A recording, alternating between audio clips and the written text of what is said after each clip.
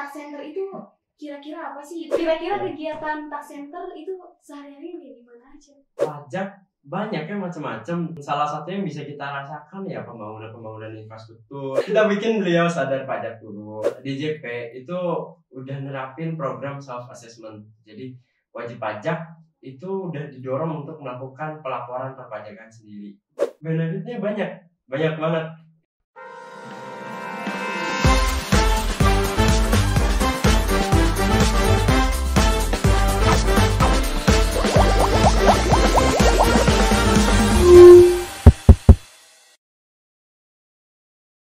Assalamualaikum warahmatullahi wabarakatuh.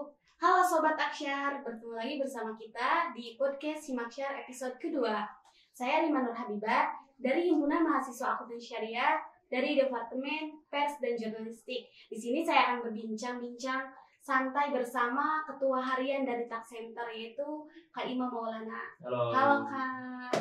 Ayo dong sapa Sobat Himaksyar. Halo Sobat Aksyar, gimana kabarnya? Alhamdulillah pasti baik nih. Alhamdulillah. Pasti Sobat Aksyar pengen tahu nih, siapa sih dari Ketua Harian Tax Center itu? Boleh berperkenalan? Oke, kenalin semua teman-teman, nama saya Imam Maulana. Saya salah satu mahasiswa di IAIN Senurjadi Cirebon yang secara terpilih diamanatkan untuk menjadi Ketua Harian selama periode 2023. Itu Mbak Rina. Berarti Tax Center itu kira-kira apa sih? Itu masuknya lembaga, komunitas, atau organisasi? Tax Center sendiri itu masuknya ke lembaga. Jadi IAIN itu bekerja sama dengan Direktorat Jenderal Pajak untuk mendirikan Tax Center yang nantinya tugasnya itu berfokus pada pelatihan, penelitian, bersosialisasi, dan lain sebagainya yang berkaitan dengan perpajakan. Berarti Tax Center itu fokusnya ke perpajakan? Iya, namanya juga kan Tax Center. Center. Iya. Kira-kira kegiatan Tax Center itu sehari-hari kayak gimana aja? Sehari-harinya kita berfokus di pelayanan, di edukasi, di sosialisasi perpajakan. Jadi ya fokus utama kita ke bagaimana caranya supaya orang-orang itu tahu apa itu perpajakan, terus juga sadar tentang bagaimana negara kalau misalkan nggak bayar pajak gitu. Berarti negara itu penghasilannya dari pajak dong? Salah satu penghasilannya dari pajak. Berarti pajak itu sangat penting? Penting banget, jelas. Walaupun ada pendapatan-pendapatan lain di luar pajak, tapi pendapatan pajak itu salah satu yang besar. Kira-kira uang pajak tuh digunainnya kemana aja? Uang pajak banyak ya, macam-macam. Salah satu yang bisa kita rasakan ya pembangunan infrastruktur, terus juga pelayanan fasilitas kesehatan, pelayanan pendidikan, terus apalagi banyak banget pokoknya yang ditampung dan dibiayai oleh uang-uang pajak. Kira-kira kita tuh harus kayak gimana kalau dari pihak Tax Center nih, kalau misal ada orang yang nggak mau bayar pajak? Ya kita edukasi sih. Yang utamanya kita edukasi dulu, kita bikin sadar dulu Mbak. Jadi kayak orang kesurupan sebenarnya. Enggak. Kita bikin beliau sadar pajak dulu.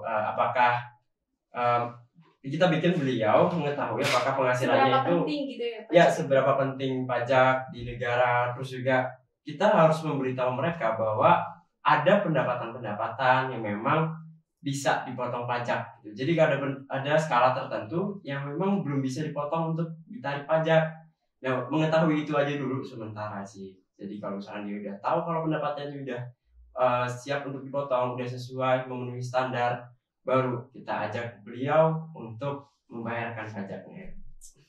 Oke, berarti cara mensosialisasikan untuk membayar pajak itu lewat apa? Macam-macam. Karena dari kita sendiri ada program-program kerja yang memang fokusnya ke sana lewat media sosial, bisa kita juga berencana nanti lewat podcast. Terus juga sosialisasi perpajakan itu bisa dari mulut ke mulut. Nah, nantinya ruang Tax Center ini akan dibuka untuk umum bagi mereka yang pengen tahu tentang perpajakan. Jadi nanti kita diskusi bareng-bareng di sana. Berarti nggak mencangkup di IAIN-nya aja, jadi meluas gitu kan? Mau Ya. siapa aja boleh ke sana? Bisa Bisa aja. Bisa. Kira-kira buat kita mau lapor pajak itu apa yang harus dibutuhin? Kita harus membawa apa tuh buat persyaratannya? Yang utama itu sebenarnya lembar SPT. Ya, bukti potong maksudnya. Itu yang utama banget. Nah, sisanya yang perlu dibawa itu bisa login ke akun DJP-nya. Itu kalau nggak mau pakai device sendiri, bisa pakai device kami. Itu perlu ke NPWP sama password. Nah, baru kita bisa akses lebih lanjut di sana. Pun kalau ada anggota-anggota yang belum masuk ke DJP-nya, belum terdata, kita perlu bawa kartu keluarga untuk masukin data keluarga ke akun DJP-nya supaya nanti pemotongan-pemotongannya itu jelas. Berarti kita sendiri maksudnya bisa sendiri untuk ngituin pajaknya? Bisa, karena tax center DJP itu udah nerapin program self assessment. Jadi wajib pajak itu udah didorong untuk melakukan pelaporan perpajakan sendiri. Bisa melalui HP-nya, bisa melalui laptop, dan di mana aja kapan aja terserah. Berarti pas awal itu dilayani dulu ya? Iya, sama dilayani pihak dulu. tax Kita center, asistensi, kita bimbing gimana caranya. Karena kita juga udah dikasih bekal berupa pelatihan untuk bagaimana caranya pelaporan SPT. Oh, menarik sih. Kira-kira benefitnya apa nih kalau kita mau bergabung di tax center? Benefitnya banyak banget. Ya, seperti yang ditawarkan organisasi dan lembaga lain, pasti pengalaman, terus juga relasi, dan berhubung kita ini bekerja sama langsung dengan DJP, dengan KPP, relasi kita ini nggak cuma mencakup mahasiswa, dosen, tapi kita juga punya relasi dengan pihak-pihak kantor pelayanan perpajakan yang ada di Cirebon gitu. Wow, berarti kalau misal kita mau kerja di sana bisa dong, ada peluang karena kita udah punya pengalaman dari tax center. Ya, insya Allah bisa. Karena nanti kita juga dapat sertifikat, Mbak. Nanti ada yang namanya sertifikat kerelawanan itu resmi dan langsung dari DJP. Itu bisa dipakai untuk kerja dan untuk lamar-lamar magang dan lain sebagainya. Lumayan ternyata ya. Lumayan. Benefitnya itu banyak. Luar biasa banyak. Wow. Kan kita tuh sesama dari jurusan akuntansi syariah kan? Iya. Nah, di akuntansi syariah juga ada tax center. Nih kira-kira apa sih hubungan antara akuntansi syariah bersama tax center itu? Akuntansi syariah dengan pajak ya? Iya. Hubungannya itu saling terkait sih. Kalau orang-orang bilang kakak adik, bener. Kakak adik. Soalnya kalau nggak ada satu, ya satu yang nggak jalan. Karena kita perpajakan itu butuh tahu laporan keuangan dari perusahaan untuk menghitung berapa pajak yang harus ditarik, berapa pajak yang harus diambil gitu dari perusahaan. Nah, perusahaannya sendiri itu perlu menyesuaikan kebijakan-kebijakan perpajakan yang sudah ditetapkan oleh pemerintah. Jadi saling terkaitnya itu benar-benar kayak timbal balik banget gitu. Udah kayak saudara gitu. Udah kayak saudara gitu. Bener. Keren banget sih. Kira-kira kalau kita mau bergabung ke tax center itu tahapannya apa aja? Melalui berapa lama gitu waktunya? Kalau tahapan bergabung ke tax center itu kalau kita ada tiga tahapan. Yang pertama kita ada seleksi pemberkasan dulu.